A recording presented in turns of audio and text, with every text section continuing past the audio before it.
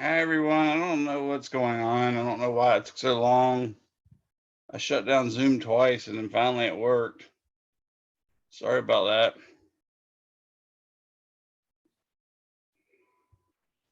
that. I'm wondering if we might have lost a bunch of people because of how long it took. Anyways, I've been sending out emails. Hopefully they'll come on in. First off, does anybody got any questions before we get started? Please pay close attention to the test deadlines. The semester is nearly over. So if you miss any deadlines, there's not much I can do about it at this point. So make sure you pay attention to deadlines on Canvas, which would be practice tests and actual online tests. And then pay close attention to deadlines on my lab and mastering. Of course, there are homework problems there and homework deadlines. So make sure you get those. I think we shouldn't have any problem getting through chapters 37, 38, and 39, at least the way I sort of skim it. So any questions before we get cracking on this? Where did you want us to turn in the extra credit for chapter 19, where you asked us how much ice is needed to take the T from 90 degrees to 0? Let me post that. I'll post an extra credit link on in Canvas. Okay, thank you. Okay, thanks for reminding me. All right, so here's the deal. So chapter 37 is on what we call early quantum theory, and that's really when we were really just trying to figure out what the crap is going on. And it's kind of weird because if you went around to all the greatest of the scientists of the world, probably I would suspect every one of them, if not at least the vast majority of them, would have said, "Oh, we've got science basically figured out." I mean, we've got Maxwell. He's told us how everything behaves in the electrodynamics world. In other words, in terms of electricity and magnetism, we've got Newton's laws of motion that explains pretty much everything we could possibly need with regards to just common matter and how it behaves. In fact, we even got this great field of optics that Newton developed in one way, and in fact showed exactly the same thing when Maxwell's equations were worked out. So they really had pretty much thought they figured out everything. It was just a matter of the rest of life was going to be engineering and maybe making sure their laws of physics were correct to 6 decimal places instead of 5 or something like that. But about that time, there came a bunch of experiments. I say a bunch of experiments. There was 3 experiments that seemed to be a little bit problematic, but really they didn't put much worry into what it would be.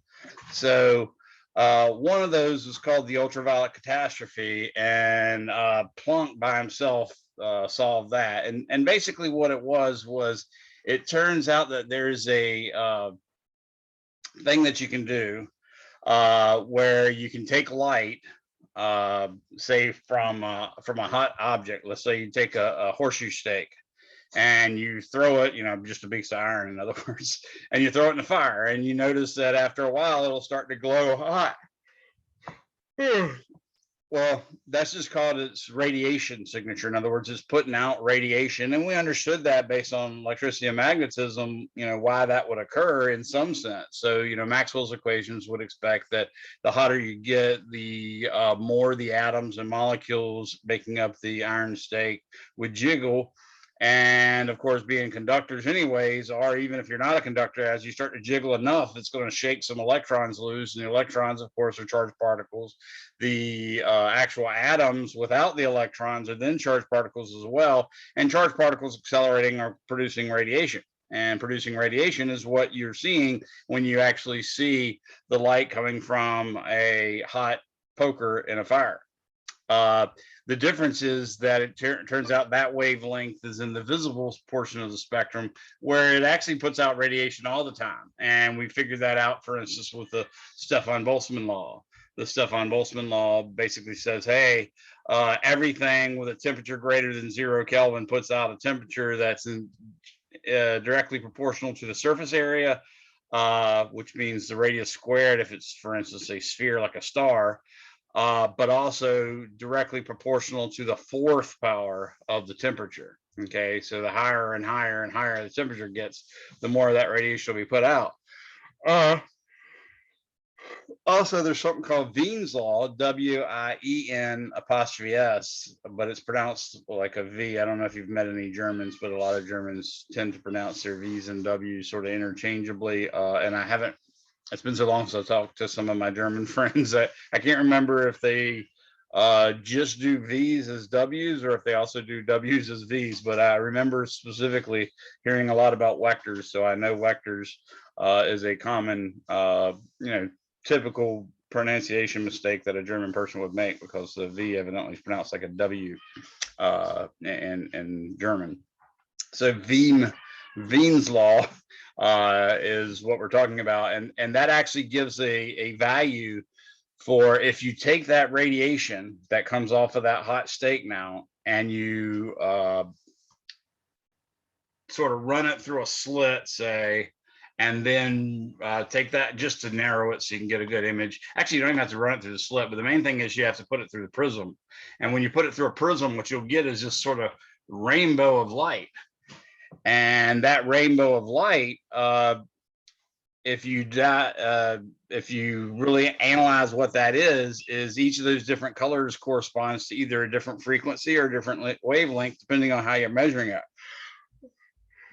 And if you specify one particular color's wavelength, then you've also specified its color, because we know that the frequency times the wavelength is always equal to exactly the speed of light, because that's the type of wave that is that we're seeing.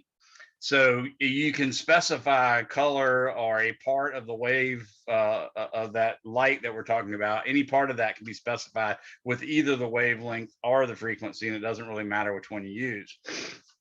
But the main thing is you definitely get a distribution. And in fact, what you find is a certain amount of light will come out from the steak, say, in a particular frequency range. But if you go to another frequency range, it'll be a whole lot from that particular frequency band.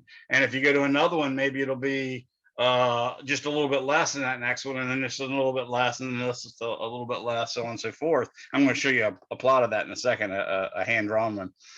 So that was one of the problems, is we did in fact have some ability to stretch that radiation out, but we didn't really understand why it was doing it. So let me flip to my document cam real quick so you can see a picture of sort of the graph I'm talking about. So what we're going to do is we're imagining basically the amount of radiation. So I'll just say radiation on the vertical axis.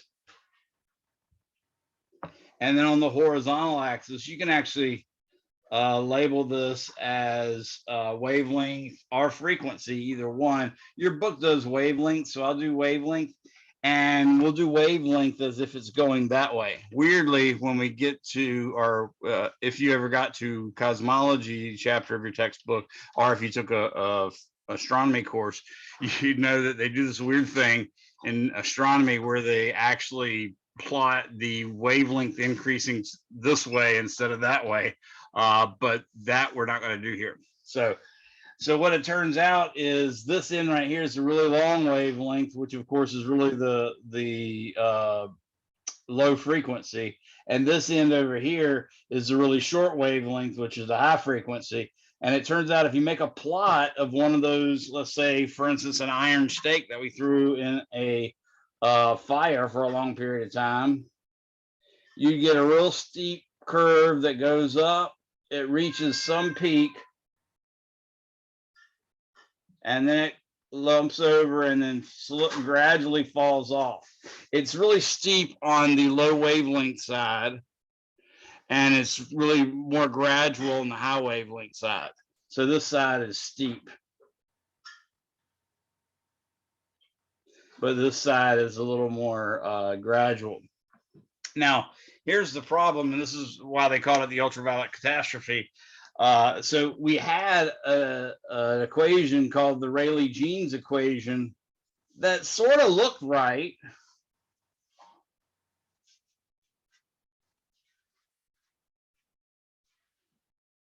Only it never crossed back over. It was more like a parabola, right? So it never turned back over.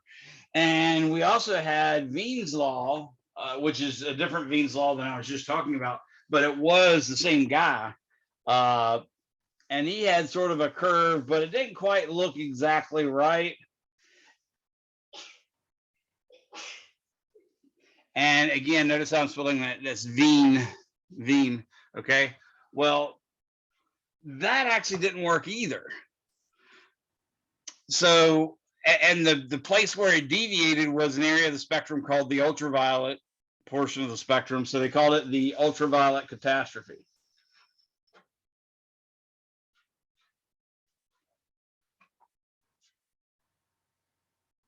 So the ultraviolet catastrophe was basically that matter seemed to not really behave like we thought it would, at least in this particular realm where we're heating up an object. And this is called like black body radiation or something like that. So many people were trying to fix this problem, and a guy by the name of Planck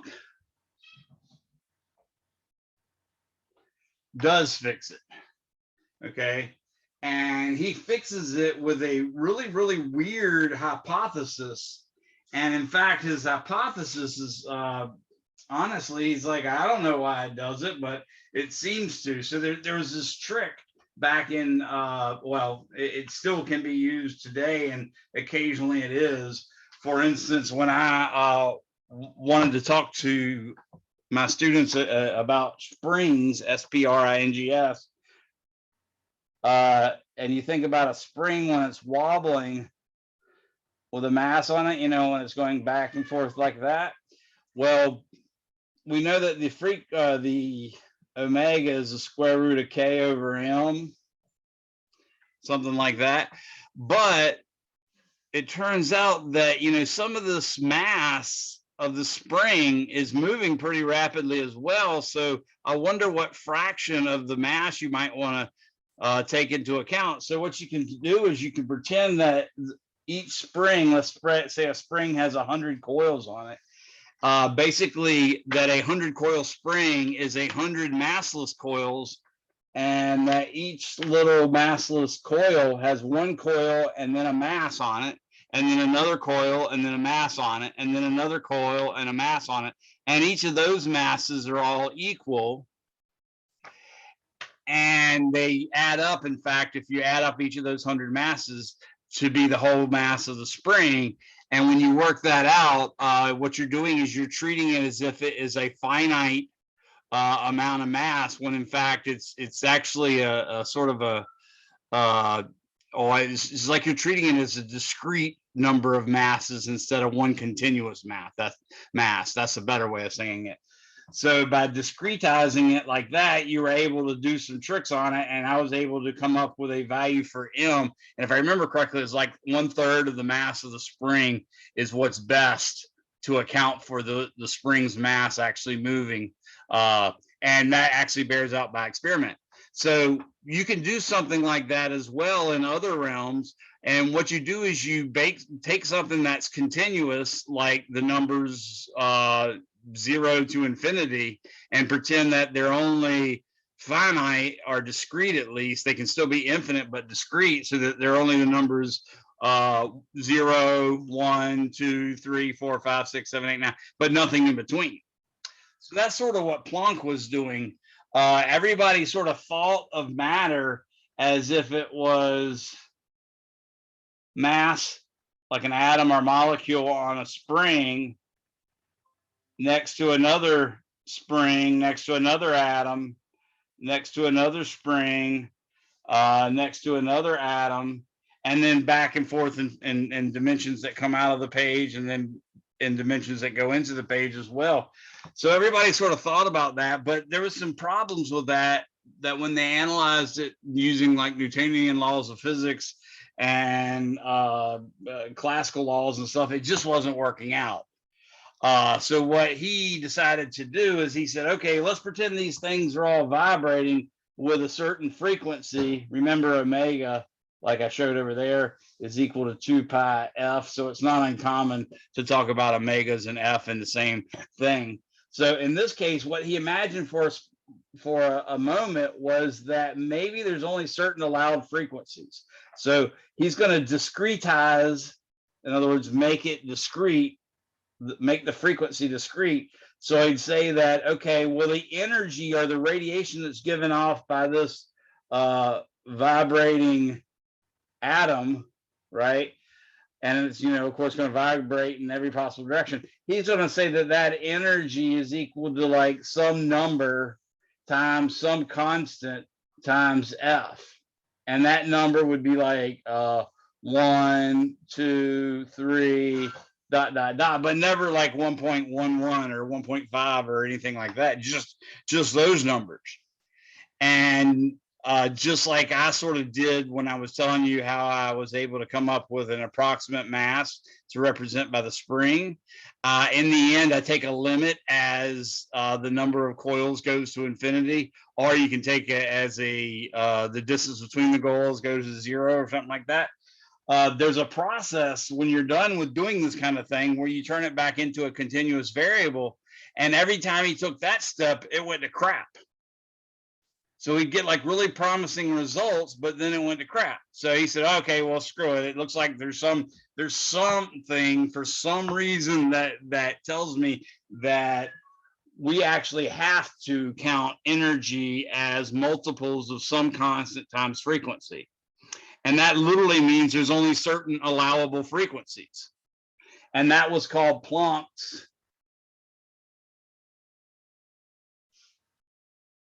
quantum hypothesis. So that's Planck's quantum hypothesis, and it was a really big deal. And Planck was a fairly older guy. He's not trying to rewrite physics or anything. I mean, he's pretty much a classical physicist who loves physics and thinks, it was pretty much the same way as like I was telling you earlier when I suggested if you asked all the scientists in the world, what's the future of science look like, they thought it was all over. Well, Planck was doing the same thing. He would have said, no, it's about over.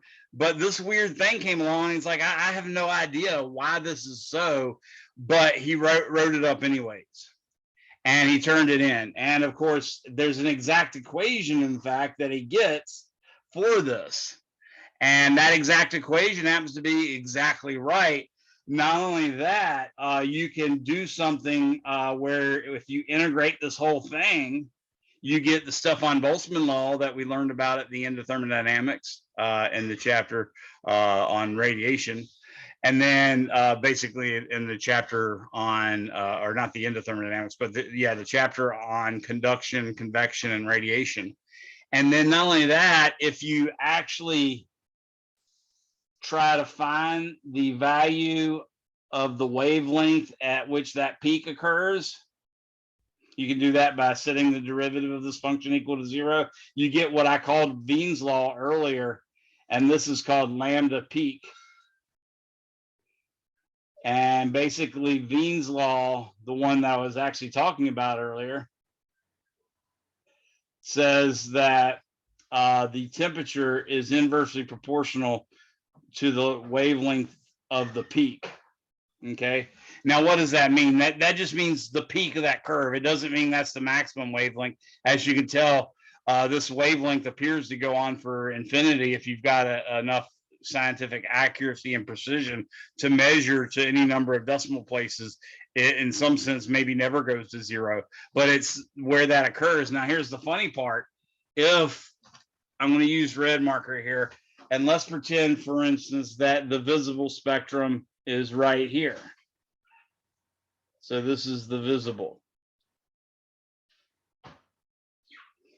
Okay, well, what that means, I use a mnemonic that I say is blue to you, because I understand the Doppler effect, and I know that the Doppler effect is sort of like me standing in the middle of a room. So let's imagine this is one wall and this is another wall, and I'm standing in the middle of the room like this, and I attach 2 identical slinkies, one to my belt buckle and the other one to my back belt loop.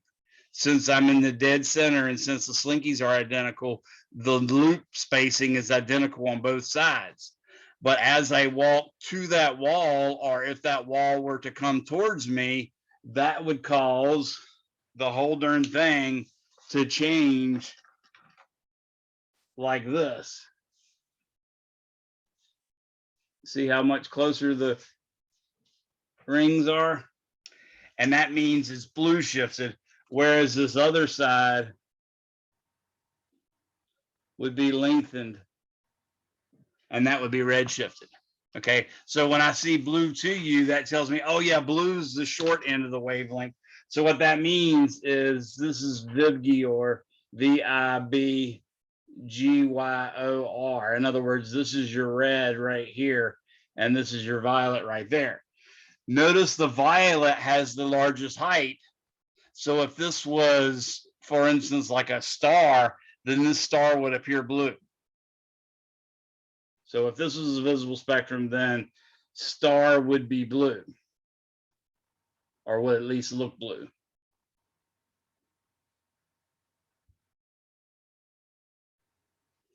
Now, here's another weird thing. I'm going to use green on this one just to try to keep them separate. If, on the other hand, the visible spectrum was right here, then this would be VIBGYOR. That would correspond to red, and that would correspond to violet. In this case, the highest peak is on the red end. So if this curve was for this star, then the star would look red.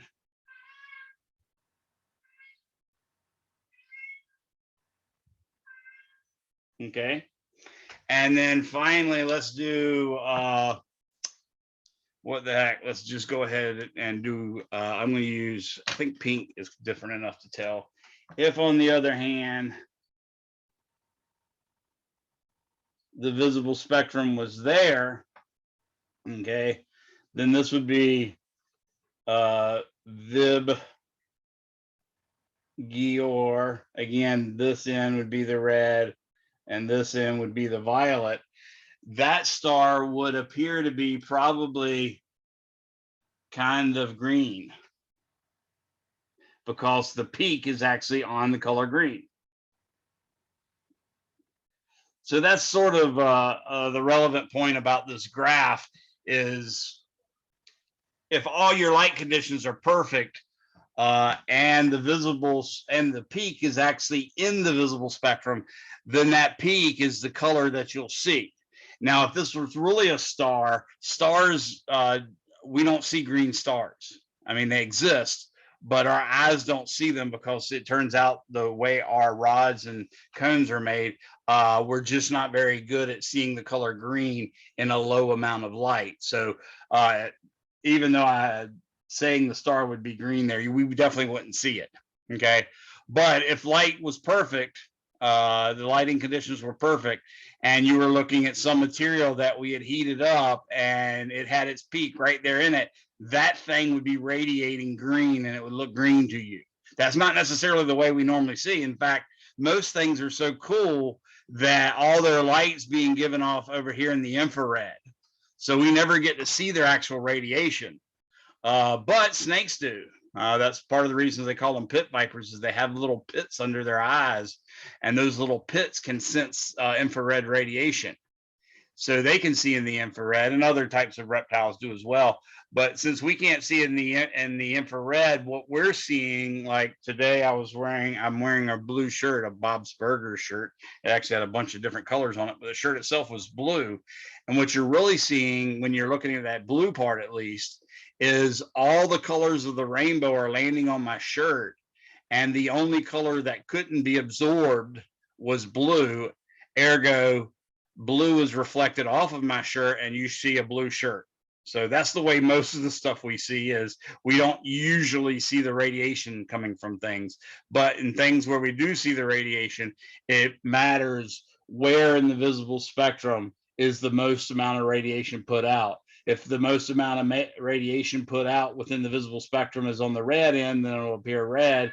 If it's on the violet end, it will probably appear white or blue. And if it's in between and you've got enough light, then it'll appear whatever color lines up with the peak, which is given by Wien's law. Okay. So that Wien's law gave us an actual equation that initially we could use, we use other things now, but initially we could make this plot for a star, find out what that wavelength was right there, and then use Wien's law, and it would tell us the temperature of the surface of the star, which was super valuable. That allowed us to learn a lot of stuff about stars. And then we could use the Stefan-Boltzmann law if we had some way of, say, figuring out how large its radius was, because stars are essentially spherical unless they're spinning real fast or being warped by some other really nearby star. So we'd know the surface area. Then with the surface area and the temperature, if we knew both of those, then we could actually tell out exactly how much radiation was being put out. And that actually allowed us to ultimately figure out how stars live and die. So that was Planck's hypothesis. And Planck made this hypothesis quite early. Remember, Einstein's paper, 1905, was the one where I told you he could have won the Nobel Prize for probably 4 or 5 different papers. But in reality, the one that did win him the Nobel Prize was one that was based on this Planck's quantum hypothesis. And I think that was made in 1900 flat. Yeah, I'm just double checking. It was 1900 flat. So in the year 1900, Planck made the quantum hypothesis. And it just sort of percolated there for a few years, right? That's the year he made the quantum hypothesis. And we really didn't know why. We didn't know why that was the case.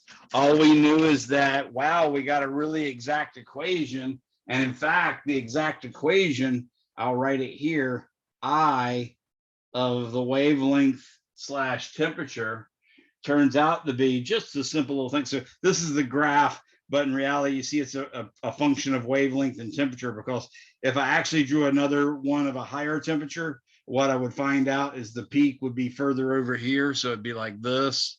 And if I drew one of a lower temperature, the peak would be way over here, like that. So that's why it's a function of both. But the function that he was able to derive was 2 pi times h, which is this constant right here, which is now called Planck's constant. I'll give you a number for that in a second.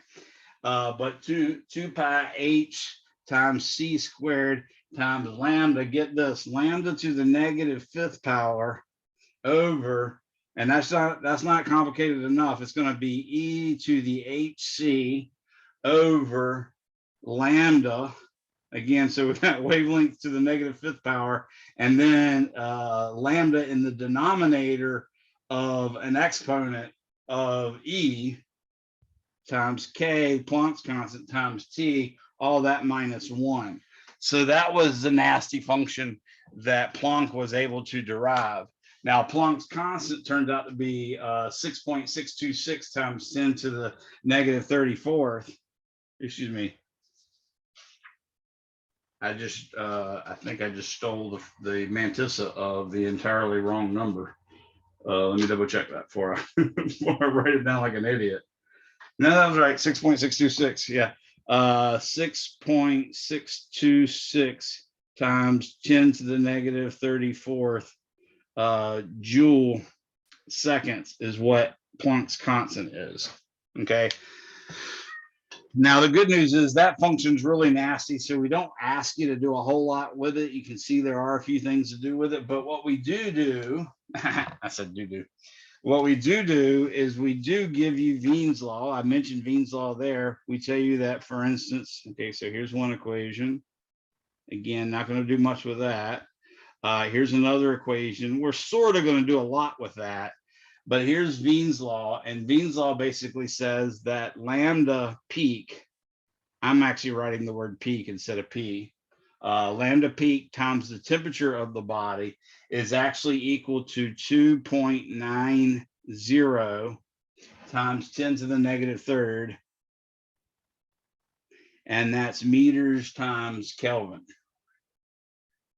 Okay, so what that means, if someone says, hey, here's a graph of the intensity of radiation as a function of wavelength, I would like you to tell me the temperature of the object putting out that light, then what you're going to do is you're going to go up here, find the peak, determine what wavelength that occurs in, stick that number right there and solve for T, and it'll give it to you in Kelvin. Okay, and that's the surface temperature of the object. You can see, for instance, examples 37.1, 37.2, giving you very specific examples and very easy examples. I am going to, they are so simple, I am definitely going to skip them, especially given how much time we've lost from whatever was going on with the interwebs and whatnot. Now, what we ultimately decide this is it turns out that this equation right here that was used to make this equation happen is sort of saying that light only comes out in discrete packets, like they're coming out in little particles. And those particles are called photons. So photons are like particles of light.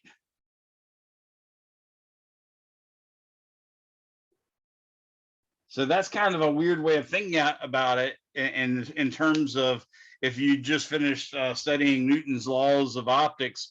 Well, maybe not if you had just studied Newton's, because Newton actually had worked it all out as if they were all corpuscles of light or particles of light. But if you just finished studying, say, Huygens principle, where he just said it's all waves, you'd look at this and say, what the crap are they talking about? Or if you'd study Maxwell's equation, which is all waves again for optics, you'd say, what the crap are they talking about? These are waves, they're not particles. But it turns out that you can sort of treat radiation and light as either waves or particles. We're not there yet, and we definitely weren't there in 1900 when Planck offered this, but that's ultimately what comes from it. Even though right now all Planck offers is the fact that the energy that these individual atoms or molecules can change by is a scalar multiple of a frequency. And that scalar multiple is Planck's constant times the frequency, either times 1 or times 2 or times 3, but nothing in between. Okay. Well, 1905 comes around and there's another problem that exists, and that other problem, so and actually it already exists by the year 1900. I think we, in fact, this problem, the ultraviolet catastrophe, was going on around 1896. So this one's around 1896 or so, roughly. And we knew a little bit about the other problem, and the other problem is called the photoelectric effect. So there's one problem, okay, and that problem is called the ultraviolet catastrophe. Here's the second problem, and this one's called the photoelectric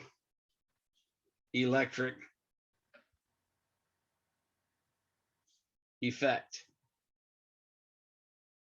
Okay, now the photoelectric effect is a little different in that basically what you had was, if you have, and actually it works with all metals, but they were studying mostly pure metals, and if you have light, and believe it or not, this is the symbol that we ended up giving light when we started thinking about it as having particle characteristics. If you have light falling on a metal, it turns out you can then connect it to a multimeter,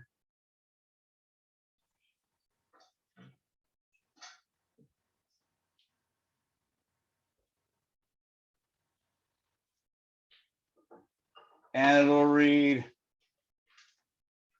a current. Okay. Now, there's some good reason to think like this might be the case. For instance, if light is really, really bright, that means sort of it has a really high amplitude. Remember, the electromagnetic wave is basically an electric field oscillating in one plane with a magnetic field oscillating in a perpendicular plane like that. And in fact, the velocity going in a third mutually perpendicular direction. The brightness, if you will, of the light really means the amplitude. It's about the square of the amplitude. In other words, the distance from here to here, which is really the strength of the electric field. So if you increase the brightness, you're sort of increasing the strength of the electric field. So clearly, a stronger electric field is more likely to break a bond between one of the atoms in the metal and one of the electrons in its outer shells.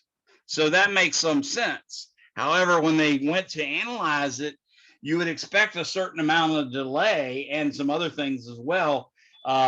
That was never seen experimentally. So one, you'd expect some kind of delay. And not only that, too, you would think that making it higher frequency wouldn't matter, or lower frequency wouldn't matter. In fact, what would probably happen is there's one perfect frequency that it's more likely to maximize the current at, and then all the other frequencies would probably be less. But we didn't see that behavior either. So what Einstein did was Einstein used Planck's hypothesis and came up with a theory for how exactly the photoelectric effect occurred. So what he said was that instead of thinking about this as waves hitting the metal, Einstein comes in 1905. So let me see. In 1905, Einstein suggests the light particles have a an energy E equals HF coming in, and that depends on the frequency. Now, he also pictures that sort of the atoms, which are right here, sort of have a potential energy such that if you give this little electron enough energy, it can escape. But if you give it too little, it stays stuck in there. So that's sort of the picture Einstein and everybody has really of electrons being in atoms. So what he says is, hey, maybe, just maybe, this HF gives us something meaningful. This HF that Planck had came up with. And he's saying it's going to be 1 HF. Okay, so that's the quantum part of it, plus thinking of it as a particle. Now, if HF, if HF is less than the work required, actually, I'll go ahead and write it out. The work required to remove an electron, then no current. Okay. So if the energy that the light comes in with is not big enough, in other words, the frequency is not high enough, because remember, H is just a constant. So we're really saying if the frequency is not high enough, then we're going to get no current. But then he said, if HF equals the work required,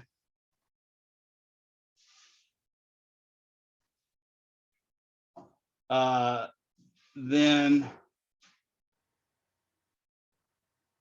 an electron would be freed.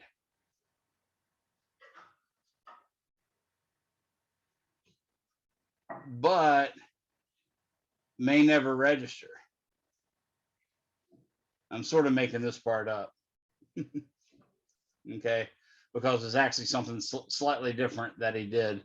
But this gives you sort of a more logical process. The next part is if HF is greater than the work, what you can do is you can set up, then you can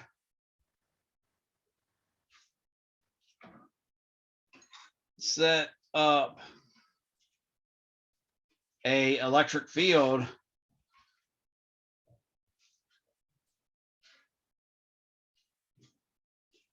that can be used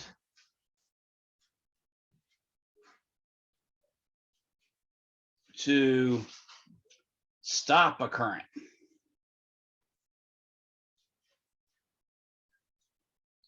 In other words, if you set up an electric field on it already, so let's say we go ahead and we stick a battery right here. So here's going to be a battery.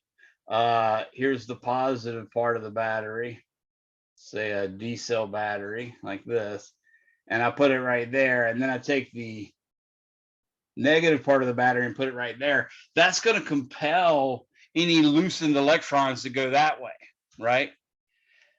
But if I put a little knob on it so I can adjust the power that it has, then what I could do is I could get these loose with some set frequency and then turn it down until basically no current can go. And then what you found is basically the HF that equals the work function for that particular metal. So that's one way of thinking about it. And then you can try another HF, in other words, a higher frequency, and do it again. And from that, you can sort of learn what their work function is. But when all that's said and done, ultimately what you'll get is if you make a plot of the kinetic energy of the electrons released as a function of frequency, okay, so this is the KE of the electrons, what you'll see, and remember the kinetic energy of the electrons is really just going to be E, which equals HF. That has to be equal to the work. Remember I said the work function that was required to release the electron, plus the kinetic energy of the electrons. And like I said, if the HF was exactly equal to the work, then it would have no kinetic energy. And I said the electrons wouldn't really go anywhere, might not even register a current. But if the HF was bigger than the W, then these things could be freed, and you might even be able to use an electric field to manipulate them. So what Einstein suggested is if you do this experiment, he expected there would be some minimum frequency F0 at which you could measure a current at all. And then you could adjust the voltage using basic energy methods, and you get a straight line like that. And lo and behold, that's exactly what was seen. Okay.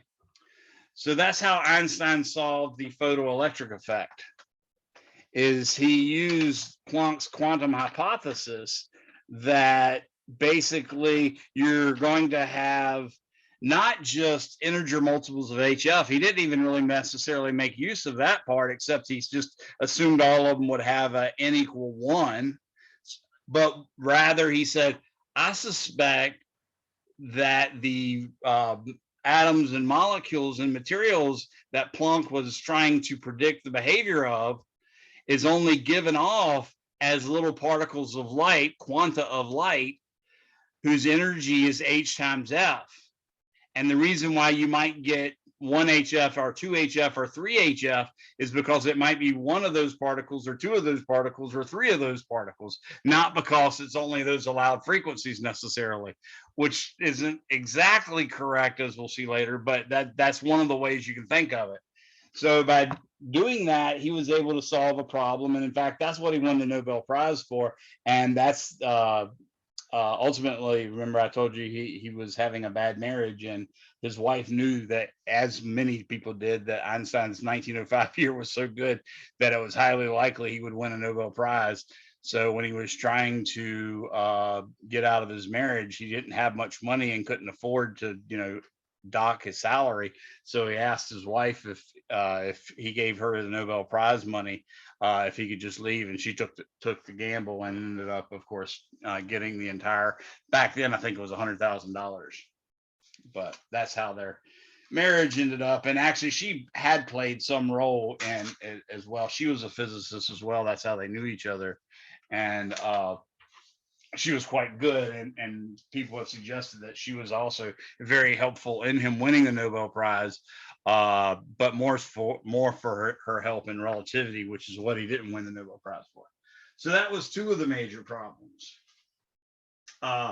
Now, you can see, again, by understanding that experiment, you can sort of see how the examples that the book will ask you to do are, they're going to ask you things like, if energy or if light of a certain frequency is shined on a metal that has a work function of blah, and it'll give you a certain number of joules, how much kinetic energy does the electrons have when they're released? Well, that's easy enough. You're just going to say H times F is the total energy. You're going to subtract from that the work function for that particular metal, and then you're just going to say whatever's left is the kinetic energy of the electron. And most of them will be non-relativistic speeds, so you don't even have to worry about relativity.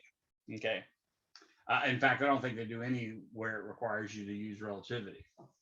But that's basically the second major problem. Now, the third major problem was a bit weirder, and that was, let me turn my camera on again. So this third problem was a little bit more weird, and I'll tell you, it has a lot to do with neon lights. Okay. So if you take a glass, say, test tube, and let's make a really fancy test tube that's such a good test tube that you can't put anything in it because both ends are rounded and capped off. So it's a double-ended test tube, right? And not only that, you can melt a hole in it and seal up the end of that hole just well enough to suck all the air out of it. Okay, and use a pump so that you can do even better than a human just sucking on it, and you get rid of all the gas in there that you possibly can with the given technology at the time. Okay, that's technically a vacuum tube at that point, and that's fine. And if you make the glass too thin, of course the atmospheric pressure will crush it and stuff like that, but we don't do that. We normally make sure the glass is plenty thick. Now you take that empty vacuum tube, if you will, and you fill it back in with a pure element, or maybe even a pure compound. Either one doesn't matter. What they discovered was that basically pure elements or pure compounds, they all look different. So here's the deal. You're going to take that double-ended test tube, you're going to suck all the air out of it, and you're going to fill it back in, say in one case with just hydrogen, because that ultimately turns out to be the simplest element there is. They sort of know that at this point, but not necessarily. Okay. That took Joseph Priestley, and you can sort of look up the time periods there. That's Joseph Priestley's periodic table that made that clear. Not only that, there was a period where they thought hydrogen was super, super, super rare. They didn't understand that it's literally the most prevalent element in nature, hydrogen and helium being the two most prevalent. Okay, so you backfill one of those little tubes with hydrogen, you backfill another one, say helium, another one would say nitrogen, oxygen, neon, maybe even water vapor, mercury vapor, that's another good one, or sodium vapor, that's a good one. Okay, so when you do that, you then, in addition to putting that gas in there, you stick just a wee little wire in it, maybe a wee little rectangular metal platform that's sort of stuck to the wire, just to have something that's a little bit bigger than the end of a wire. Okay, so maybe it's just a plate or something that sort of looks like a capacitor plate maybe. And then on the other end, you do the same thing. Well, it turns out if you take that gas tube, and by the way, that is essentially the design of a neon light, except you fill it with neon, right? So that's what makes it a neon light, is it's filled with neon. But in fact, we now use the term neon lights, not unlike we used to use the term Xerox to mean a copy machine, even though there's a ton of brands now that make copy machines. A lot of people, old people like me, still call it a Xerox. In fact, we even call a copy a Xerox. So, hey, go make a Xerox of that for me, right? Well, the same thing is true about neon lights. We just say there's a neon light, whether it's filled with neon or not. But either way, if you take that tube now, when it's got those elements, compounds, or whatever in it, and you subject it to a buttload of voltage, it's got to be a really high voltage. And that's sort of the biggest part. is taking the voltage, which we normally deal with, 120 or 240 or something like that. We got to do it up to 500, 700, 800, something like that. Really, really high voltage. When you do that, what happens is you get sort of a laser beam looking thing. And it doesn't, I say laser beam because it's straight, but it doesn't look anything like a laser beam. It looks more like a fuzzy tail beam. Okay.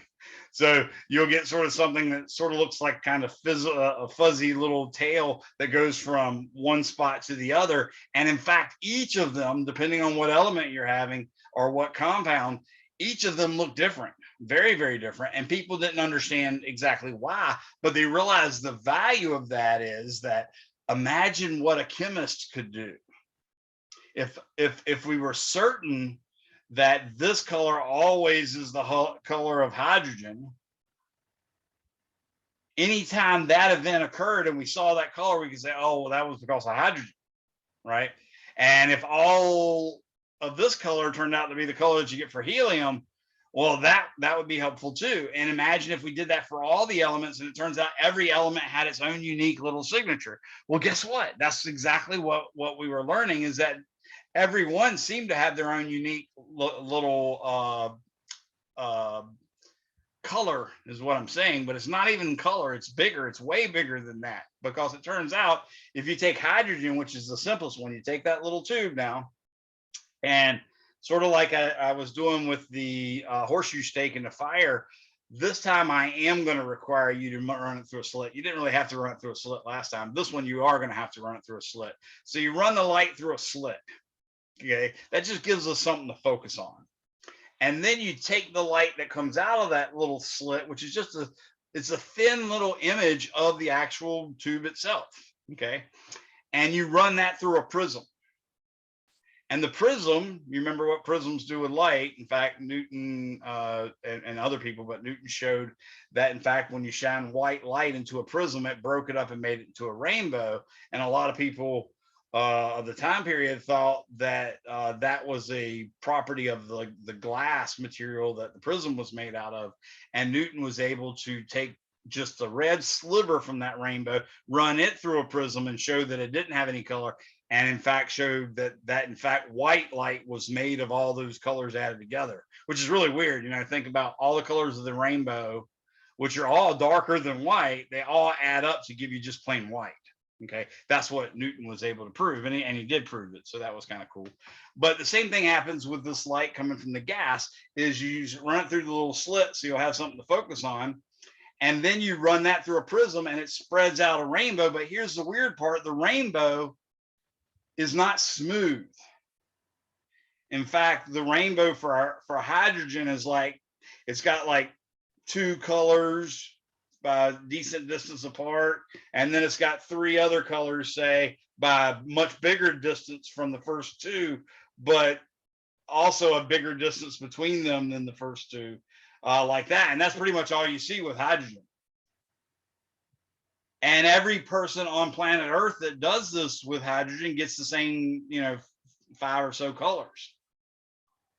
And in fact, when you put helium in there, which we modern people know that helium is just one, it's literally one extra proton that matters in the nucleus and one extra electron, right? We know there's actually 2 protons and 2 neutrons. But the fact that makes it helium is the fact that it's 2 protons instead of 1. Any element with 2 protons is helium, period. No ifs, ands, or buts about it. But that light is entirely different. You see like 10, 12 different lines. And if you look, for instance, at oxygen, that looks entirely different. If you look at sodium vapor, anybody have an idea of what sodium vapor, what color it might look like? Just rough guess. If you know a very specific tidbit of information, you might know this answer. If you don't, then you don't, and it's not a big deal. Anybody know what sodium vapor color is? I think it's like a yellow, isn't it? Yes, absolutely a yellow. And then anybody else, but if anybody else doesn't know, the same person can answer again. Anybody know what mercury vapor looks like color-wise? So it looks like you might be the only one as well. You know that one? The green. It's sort of a greenish blue. I would accept that, but yeah. So back in back in the day, when you guys were like only 12, it's literally been that recent. Okay, most parking lots up until the last 5 or 10 years, basically, most parking lots had either a bluish hue to them, a blue, you might even like say call it green, a bluish or greenish hue to it, or they had a yellowish hue to it. And my father worked for Dominion Power, so I can't tell you how many times he told me this wonderful story. But anyways, and we had always, because every time they go to throw those lights away, they'll let the employees take them if they want. So we'd have lights everywhere. Which, if you're a young budding astronomer, you don't like your dad. I was not. I didn't have any interest in science until literally like I had interest in science from a very young age, but it was turned off for a long time. But anyways, if I'd had an interest in astronomy, I probably wouldn't have been mad at him, because nowhere we could go would ever be dark, because my dad always had a fancy light up that came from the power company, from them surplusing them. But the blue lights were sodium vapor, or excuse me, were mercury vapor, and the yellow lights were sodium vapor. And unless they're LED lights, which you can normally tell by just being little flat things up there with nothing else to them, those are just LEDs, so they're nothing anymore. But if you still go like in a shopping center parking lot and you see it has that yellowish hue to it, then those are what we call sodium vapor lights, and they work basically on the principle of a neon light, only it's with sodium vapor instead of neon. And if they have a bluish hue to them, then they're working on mercury vapor. And that also tells you, of course, if you know the story about why they called the Mad Hatter the Mad Hatter, you know that if you ever bust a mercury vapor light, you should probably not hang out around it or lick it or anything, which would be, sometimes my go-to technique of discovering what something is looking it or eating it or something. My wife says she's going to stop kissing me because of this, and that she's probably making a good decision, to be honest with you. But anyways, so yeah, if you actually bust one of those lights, they could be a problem. Mercury is bad for you. The Mad Hatter story is, of course, because Mad Hatters got their names because they would wear top hats, and top hats were made of felt. And if you rub mercury, quicksilver is what they called it, if you rub mercury on felt, it actually stuck to it and would stay there.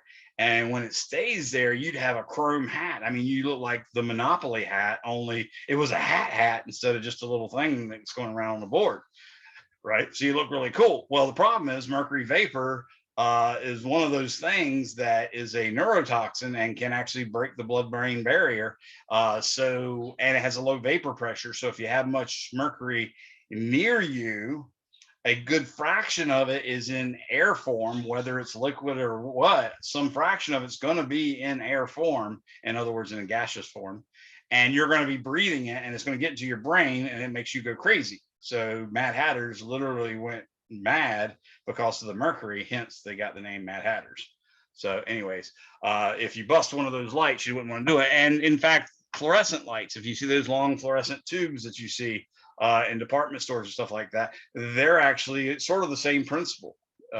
In fact, when you start to see them flicker and stuff like that and then go out, what's happened almost 9 times out of 10 is they'll say the ballast has gone bad. And the ballast, to us geeks in physics, means the transformer. So there's a transformer, like you learned about in electricity and magnetism, that basically they have a belt buckle with a bunch of direct turns on one side, that's connected to the light, and then a few turns on the other side, that's connected to the electricity. So it turns the 240 volt electricity, or the 120 maybe electricity, into say 700 or 800 volts, and that causes a current to flow across that long 4-foot light. And in fact, inside of it is a white coating that is sort of like the goo inside of the belly of a lightning bug. That goo is kind of neat in that it's phosphorescent. If light shines on it, it absorbs that energy and will continue to glow for a little period afterwards. I know it because I've squished them by accident. similarly, this powder does the same thing on the inside of light bulb, and it's not good for you either. So if you break a bunch of those, don't lick them either. That's not good. Okay. But anyways, so that was one of the phenomena that was going on, is these people had seen these lights made, or these tubes made with different gases inside of them, and the different gases had different colors displayed. And in fact, there was, I sort of jokingly refer to this guy as a girls' school math teacher. And he was, I mean, basically that was the job he had. But it turns out he actually had a really, really, really nice, prestigious job at a girls' private school, because that's really all he could get. But it turns out he was a really brilliant mathematician. And in fact, he had even made up an equation for the very colors you get, I think, from hydrogen, if I remember correctly. But anyways, you'll learn about that as well. He had even made up an equation that would relate, say, the wavelengths of the light that you see coming from the hydrogen light, coming from the hydrogen tubes. So a lot of scientists knew this, but he just couldn't make sense out of it.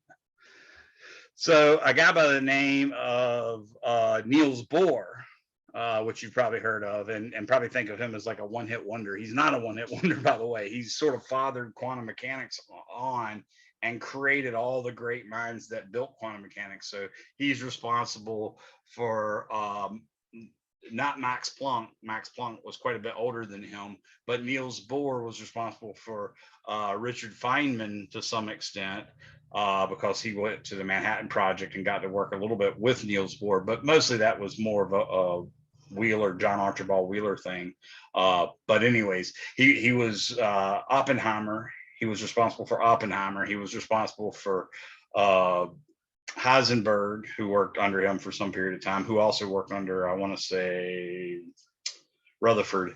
But Wolfgang Pauli is another one that worked under him. So all these great minds of quantum mechanics that did all these great things, a good fraction of them either studied with Bohr or studied under Bohr, and Bohr fathered them in some sense, and gave us the Schrodinger equation, and then the Heisenberg equation and all this good stuff. So what Niels Bohr did was, Niels Bohr said, hey, I'm going to try to figure out if I can use this quantization of H and F thing to understand these gas-filled tubes. And really all he did was he said, okay, well, it looks like this Planck constant has the units of angular momentum. So let's assume that's it, right? So literally H times F, remember I said it has units of joules times second. That also is the same unit as the angular momentum, which is R times M times V. So you can see that it does actually work that way. And he said, okay, well, let's just assume that maybe the orbits of the electrons around the atom have quantized angular momentum. And you'd say, okay, well, then the innermost electron would have 1 times HF for its angular momentum. Well, if you set the angular momentum, which in this case is just the radius of the orbit times the mass of the electron times the velocity of the electron, that's going to be the angular momentum. If you set that equal to HF, then you can either solve for R or you can solve for V, but you're going to need another equation because you've got 2 unknowns there. Well, the other equation is the equation for centrifugal force, right? You need a centripetal force. You need a center-seeking force to keep the electron orbiting around. Everybody thought about the electrons orbiting around, but the problem with the electrons orbiting around is electrons are charged particles, and charged particles give off radiation whenever they accelerate. And if they accelerate, I mean, if they're turning at all, even if they keep the same speed, they're still accelerating. So there's really no choice. And in fact, they had calculated that if the electrons did actually orbit the nucleus of an atom, then they wouldn't last. An atom would only last on the order of a micro or a nanosecond. But what Bohr was saying was maybe the reason they don't do that is because certain allowed orbits are able to avoid that law of physics, and those allowed ones are ones that have integer multiples of HF for their angular momentum. And it turns out that's exactly right. But completely lucky. It's like God left us a little stepping stool to sort of peep up over the edge of the sink or the bar or whatever, just enough to see into the sink and think to yourself, maybe this is about waves. Maybe this is about standing waves around the thing. And then that allowed Schrodinger to come up with a wave equation, because he was thinking of waves because of Heisenberg's paper, and he knew how waves worked out, and lo and behold, he got the right equation that way. Well, it turns out that all worked, and then Bohr was able to, in fact, figure out exactly the spectra and that's what we call it, those individual colors that are released, the spectra of the hydrogen atom. And it was basically explained as when an electron falls, say, from the third orbit to the second orbit, there's a definite energy associated with the third orbit and a definite energy associated with the fourth orbit. And if you subtract those two, you get an amount of energy equal to HF. Well, the frequency that you calculate is exactly the color of one of those colors that the mathematician had found.